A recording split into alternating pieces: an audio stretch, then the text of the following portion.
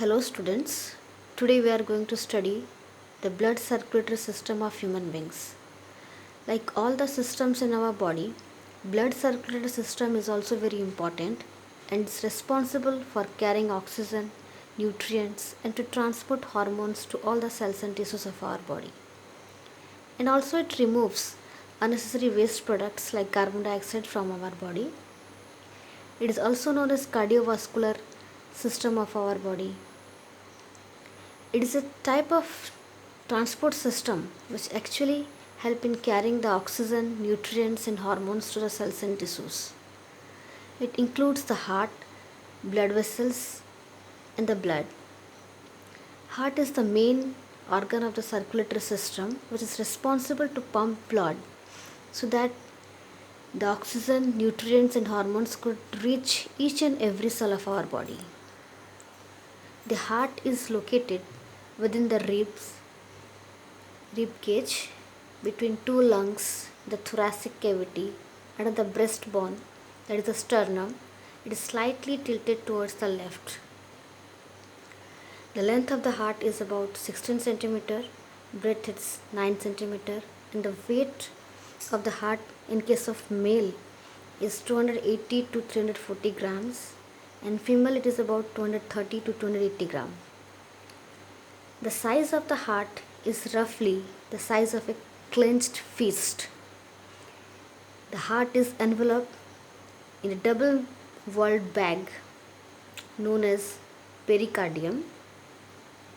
The pericardium is made up of two layers. The outer layer is known as parietal pericardium. The inner layer is known as visceral pericardium. In between the layers, there is a space called pericardial cavity in which pericardial fluid flows. The function of the pericardial fluid is to reduce the friction which is generated between the membrane during the process of contraction and relaxation of the heart. This fluid absorbs the shock to protect the heart from mechanical injury.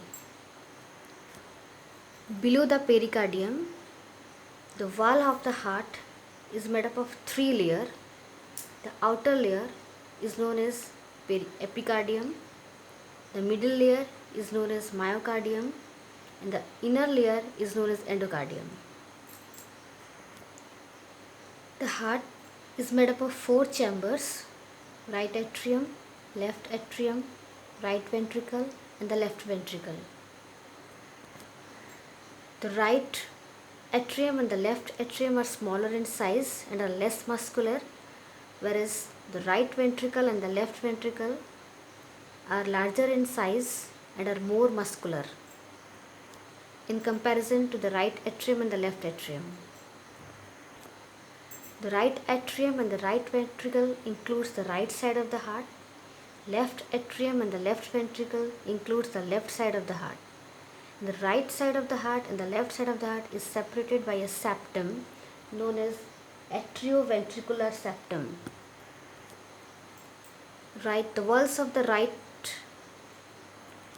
ventricle is less muscular than the left ventricle.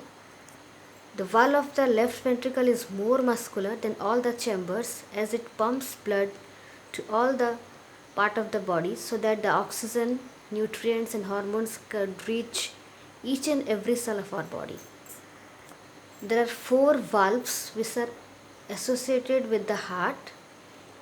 Those are tricuspid valve, mitral valve or bicuspid valve, or two semilunar valves.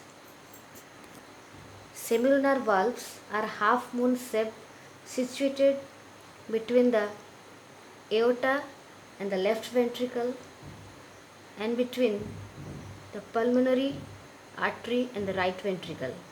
So these are the two semilunar valves, this and this. Tricuspid valve is present in between the right atrium and the right ventricle. It has three cusps or flaps. Whereas mitral valve or bicuspid valve is present between the left atrium and the left ventricle. The papillary muscles of the right ventricle and left ventricle are attached to the tricuspid valve and the bicuspid valve. Actually, the cusps or the flaps of the tricuspid valve are attached to the papillary muscle of the right ventricle with the chordae tendineae. Similarly, the flaps or the cusps present in the bicuspid valve or the mitral valve is attached with the papillary muscle of the left ventricle with the chordae tendineae. These chordae tendineae holds the cusp or the flaps and do not allow the backflow of the blood. So these are the four valves which are present in the heart and helps to regulate the flow of the blood in one direction. The major blood vessels which are associated with the hearts are the aorta. Aorta further divides into arteries. Aorta takes the oxygenated or pure blood from the heart to the different parts of the body. All the arteries in the body carries oxygenated blood except the pulmonary artery, which carries deoxygenated blood to the lungs. These are superior vena cava and the inferior vena cava, which brings deoxygenated or impure blood from different parts of the body to the heart, so that the heart could send to the pulmonary artery to the lungs for purification. As heart is an organ, it needs food, oxygen, nutrient. So coronary arteries are the blood vessels which supplies heart with food, oxygen, hormones. Cardiac veins are the blood vessels which collects the deoxygenated or impure blood from the heart muscles and drains into the heart itself, so that the heart could send to the pulmonary artery to the lungs for purification. So this is all about the structure of the heart and the blood vessels associated with the heart. So in my next video, we'll discuss how does the blood circulates in our body. Thank you.